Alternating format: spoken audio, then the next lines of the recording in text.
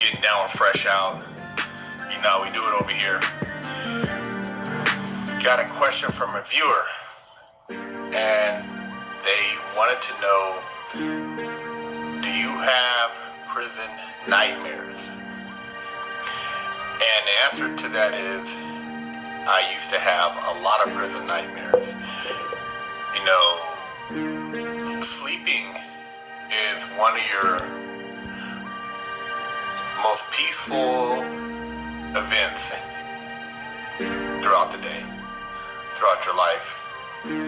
When you sleep, you recover, you heal, you dream, you go into other dimensions. You know, you tune in when you're sleeping. But in prison, you can never really sleep peacefully.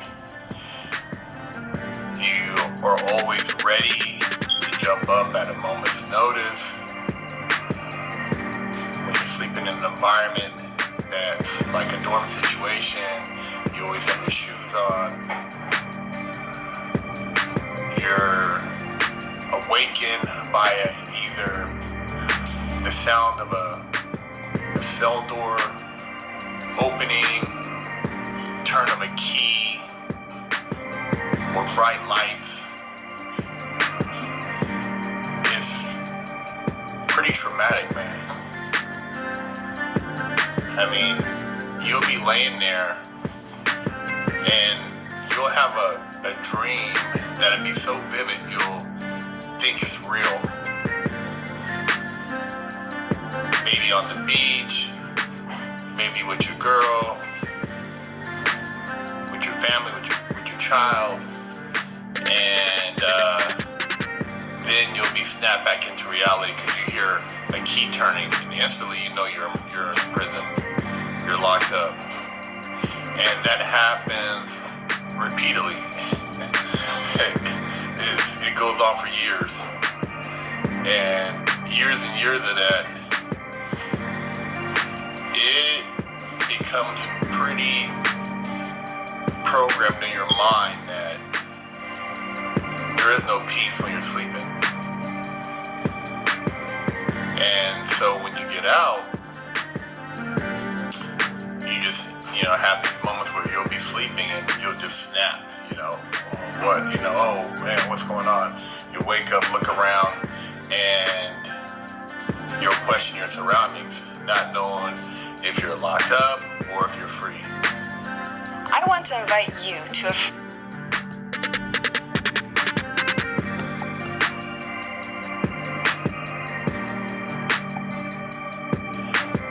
especially if you did any significant amount of time. You just wake up out of the middle of nowhere and be confused. And if you are living with somebody who's done time, somebody who's been incarcerated, these are some of the things you need to know, because these people, they can have, flashes. There's been times where, you've been in a sleep state in prison or in jail, and then, shit kicks off. Shit kicks off, you hear the sound of boots running down a walkway, or keys jingling, that stuff is crazy, man. The sound of keys, just ching, ching, ching, just running, moving. You know that something's going down. People hollering out of a straight dead sleep. You like, what the hell? You hear doors, crazy noises, cells being clicked open. You're like, what the hell's going on? This stuff is pretty dramatic. It messes you up in the head, man, mentally, man. I used to have these dreams where somehow I was locked up, but I was in there past my release date, and I couldn't find anybody to tell me why I wasn't already released. Like, I couldn't get a meeting with the counselor to verify my release date. I couldn't talk to the warden. It was just stuck in limbo. And I was just like in a Groundhog Day situation. Then I wake up and I realize I'm free. But these are some of the dreams I would have, and these dreams would mess me up, man. You wake up and you're like, how did you get back in jail? Because you didn't even know what the charges were. That's the thing in a dream. You don't know what your charges are. You don't know why you're still there or why you're there. And it's as though nobody can give you an answer. You're just doing time. I don't have those nightmares as much as I used to have them. But I used to have them a lot when I first got out. And I worked hard mentally while I was in prison, so I didn't become institutionalized, so I didn't become programmed. But these things you have no control of. The sound of keys, the bright lights coming on, wake you up.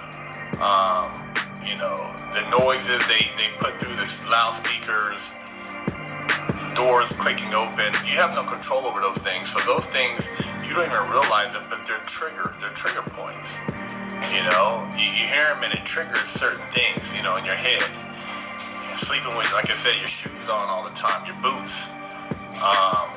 Having a knife close to you in case you got to jump up and be ready. You wake up and you look and there's somebody standing outside your door, and it's another inmate, and maybe he's peeking in to see if you're awake, so he can try to run up in there on you. I mean, crazy shit like that. You got people even in jail, man, that are on some predatorial shit to try to see if they can catch you slipping, man. And these things create nightmares.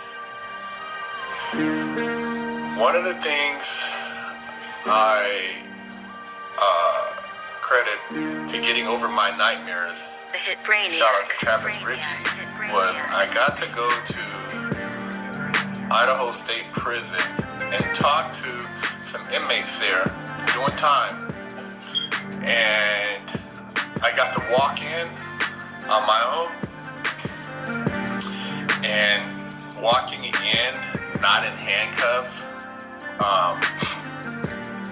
voluntarily, and then sitting outside, waiting to be escorted in with the guards, and then seeing that type of casual interaction, not feeling like I'm less than human, feeling humiliated, walking through there on my own with another counselor and people who work there, and then talking to these guys and realizing that I'm not in the prison clothes. I'm not like having to listen to the guards, tell me what to do, when to get up, when to lock it down and all that stuff. That kind of closed the window on some things that had been mentally affecting me. So that was a big step in my healing process. And then listening to these guys' stories, one dude never getting out, murdered a lady, never coming home, never going home, in there for life. Another guy, he's doing 35 to life, and he'd been down, I forgot how many years, and I think he had like 5 more before he qualified to go for parole. Kill somebody. And hearing their stories, and I've interviewed a lot of people, man, but interviewing somebody in prison is different, and you leave and they're still there. See, the people I interviewed before, they had did their time and they're out. These people are still there, and they're, somehow holding on to hope. We walked out of there, and man, as you drove away, you looked at the place, all the prisons, man, they have an energy They have an energy vibration. I tell you, just like going into buildings, certain buildings, have a certain energy, certain houses. There's houses I've been to, people, where people live, and you're like, man, this ain't cool. If you've been in the hood, you've been in some different trap houses, different dope houses, different places, you get a vibe. You go into a church, you feel a certain energy. You just feel things, and prisons have a distinct energy frequency. It's just a vibration. The people work down, I don't even know if they're aware of that, but when you're going into that, you're going into this dimension. And when I got spit out of that dimension, I walked out of that dimension. If you got hit, even if you were not driving,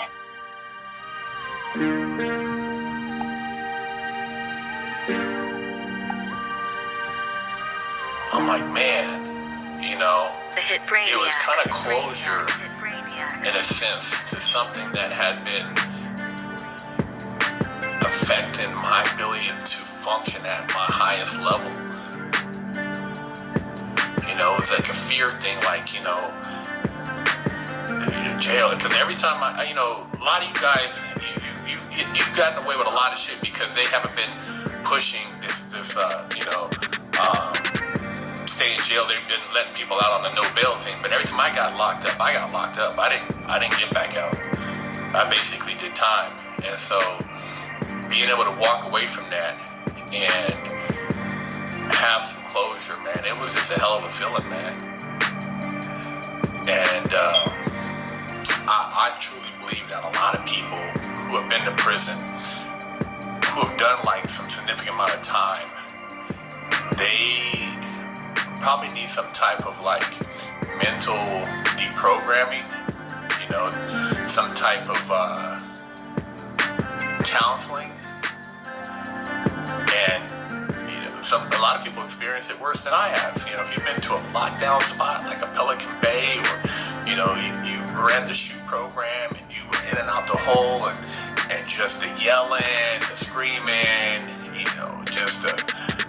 it's almost like living in certain places in prison. It's like living in hell, living death.